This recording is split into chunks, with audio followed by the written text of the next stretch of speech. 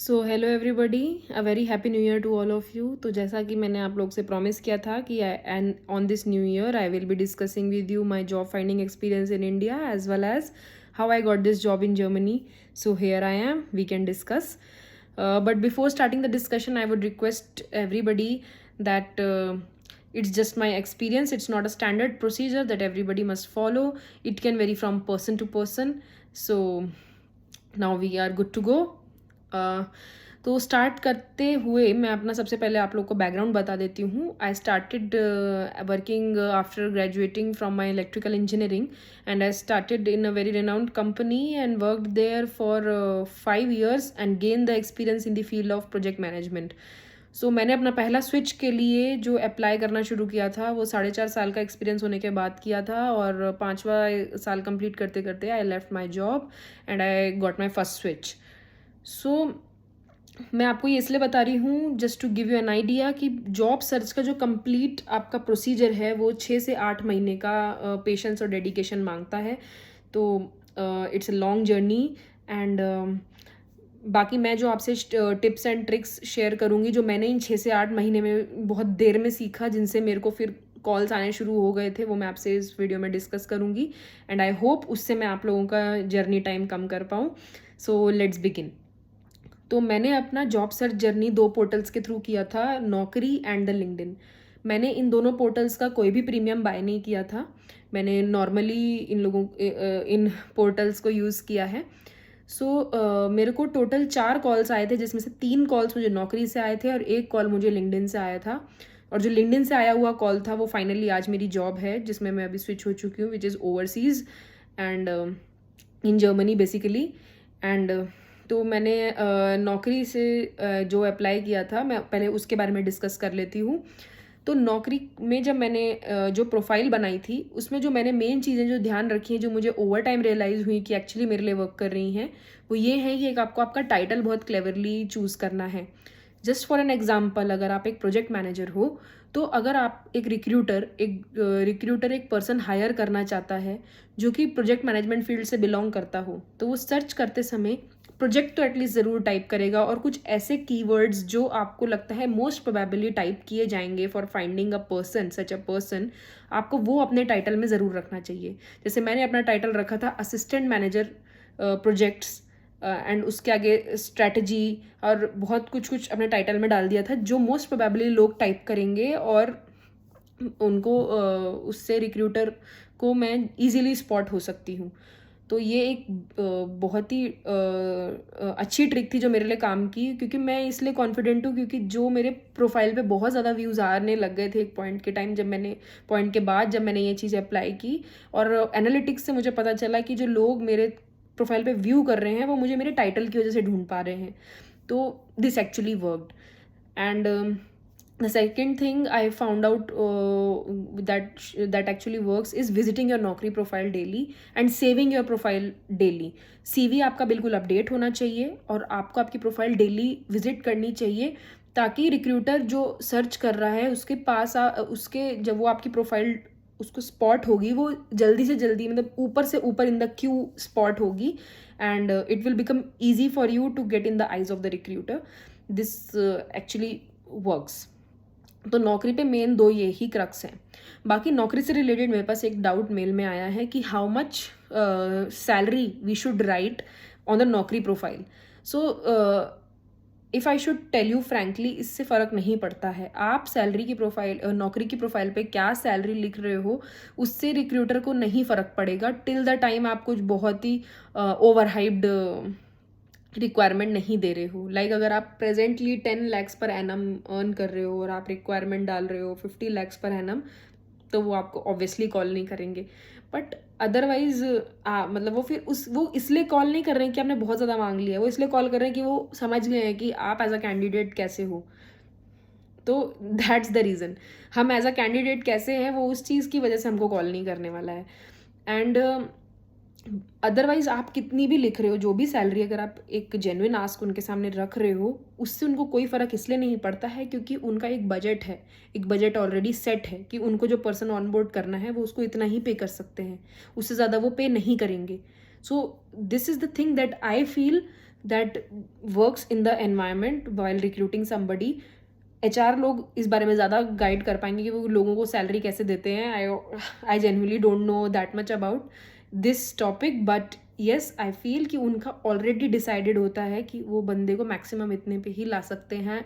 वो आपको नेगोशिएट करते समय स्ट्रेच करनी है बाउंड्रीज। जब आप इंटरव्यू दे रहे होंगे आपको समझ में आ जाएगा कि एज अ कैंडिडेट आप उनको कितना ज़्यादा अपील करे हो और आपको वो जॉब कितनी अपील कर रही है।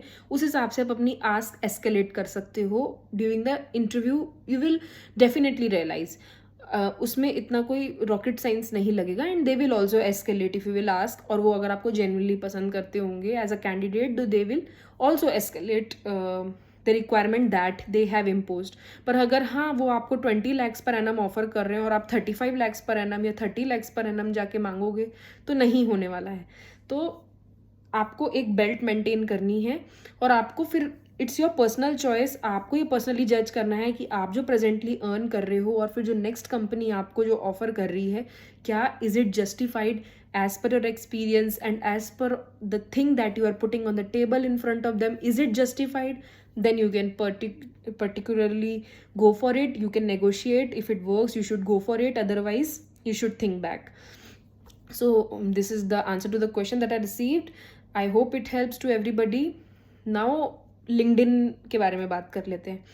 तो लिंक्डइन पे हमने देखा है इंडिया पे कभी भी कोई भी जॉब पोस्ट इन लिंक्डइन पे डलती है तो उस पर हज़ारों अप्लाईज आ जाते हैं। 2 दिन के अंदर फटफट अप्लाई आते हैं। तो अभी इन 2000 अप्लाई में हम अपना CV कैसे स्टैंड आउट करें, सबसे बड़ा क्वेश्चन वही हो जाता है। तो इस तरीके से हमारा CV नहीं पहुंचने वाला है, इस तरीके से हमें जॉब बिल्कुल भी नहीं मिलने वाली है।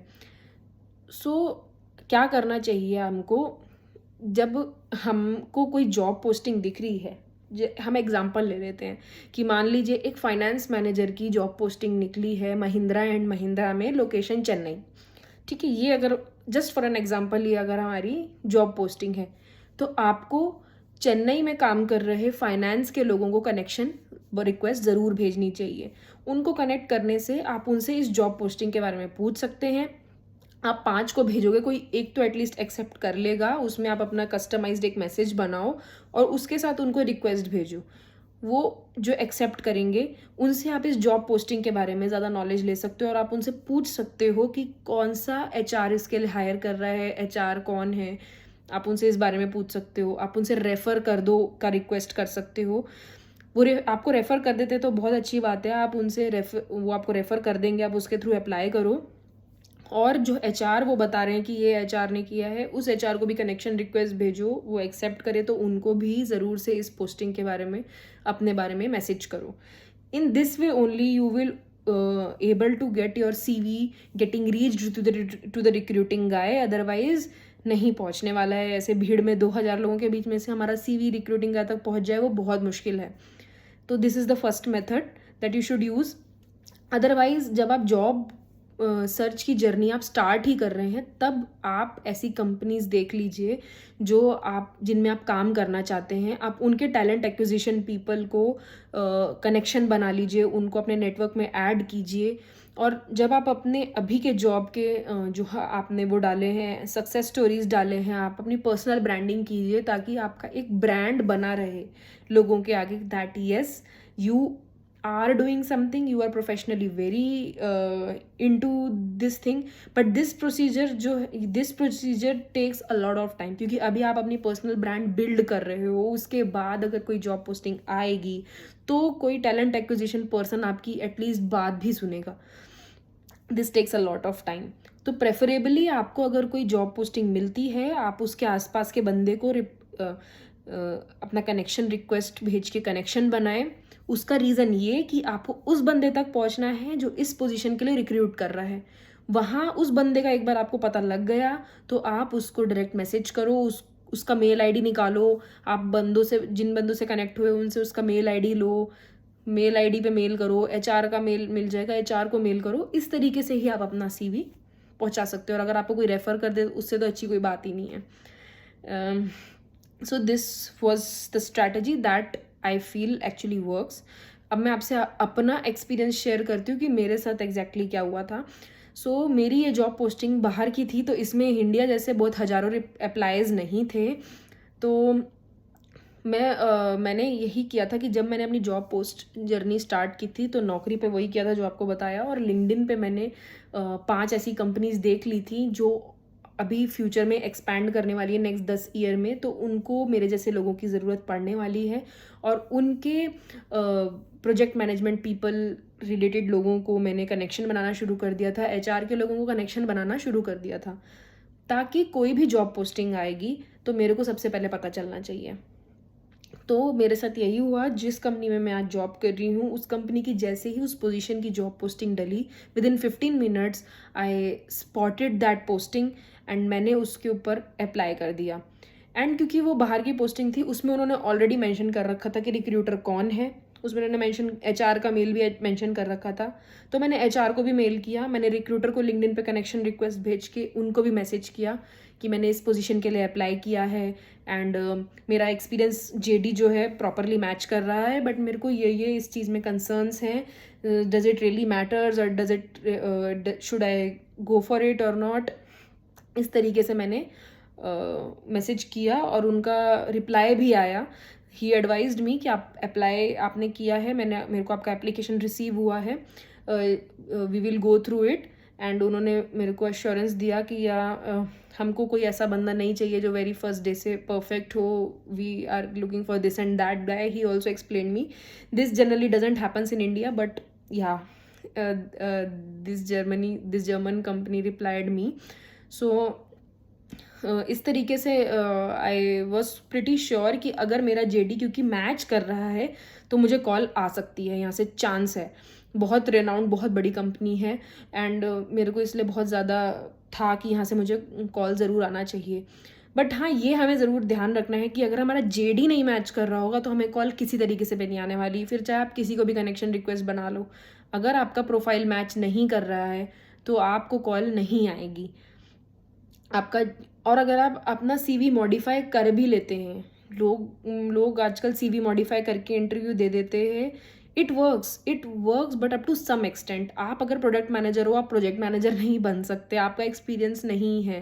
क्योंकि मैंने ये चीज़ की थी, वेरी ऑनेस्टली टेलिंग यू, कि मैंने एक प्रोजेक्ट मैनेजमेंट रोल था बट क्वालिटी में था, मैंने उसके लिए अप्लाई किया था। मेरे को क्योंकि स्विच करना था, मैंने उस जॉब के लिए अप्लाई किया, पर जब मैंने इंटरव्यू दिया उस दिन मैंने रियलाइज़ कर लिया कि आज के बाद मैं ये कभी नहीं करने वाली हूँ। क्योंकि उस बंदे ने मेरे से क्वालिटी रिलेटेड टेक्निकल इंटरव्यू लिया और मैं उसके एक भी क्वेश्चन का आंसर नहीं कर पाई, और मैं कैसे करूँगी, मेरा क्वालिटी में एक्सपीरियंस नहीं है।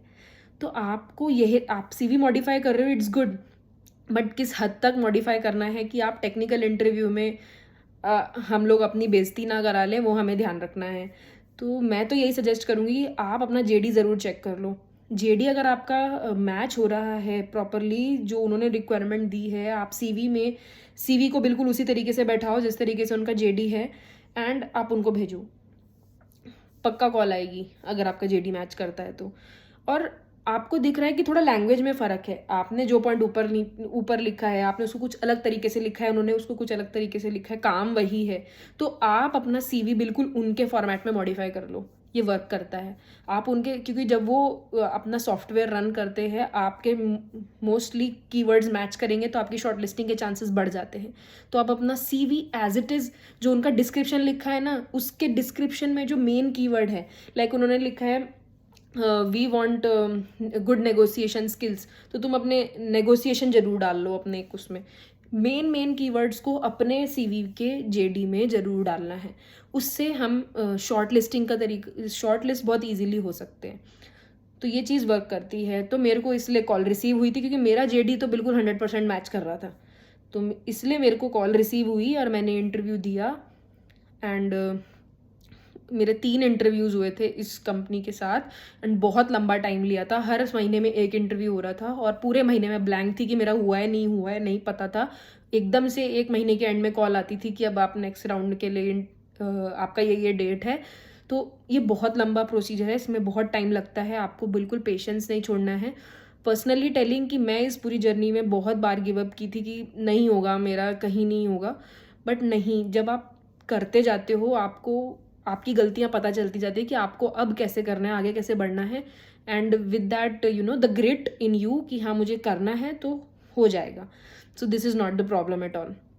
सो दिस वॉज माई जर्नी. आप लोग को और कोई भी डाउट्स हो, आपको कुछ और जानना हो, नेक्स्ट वीडियो में प्रोबेबली बनाऊंगी कि मेरा इंटरव्यू का एक्सपीरियंस कैसा था, मैंने क्या क्या क्वेश्चंस फेस किए थे, यहाँ के बेसिकली जर्मन इंटरव्यू कैसा रहता है उस बारे में मैं एक वीडियो बनाऊंगी.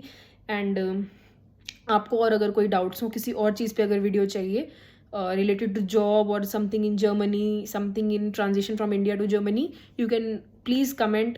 Please do subscribe and like my videos so that I can know कि मेरा कंटेंट आप लोग को genuinely हेल्प कर रहा है.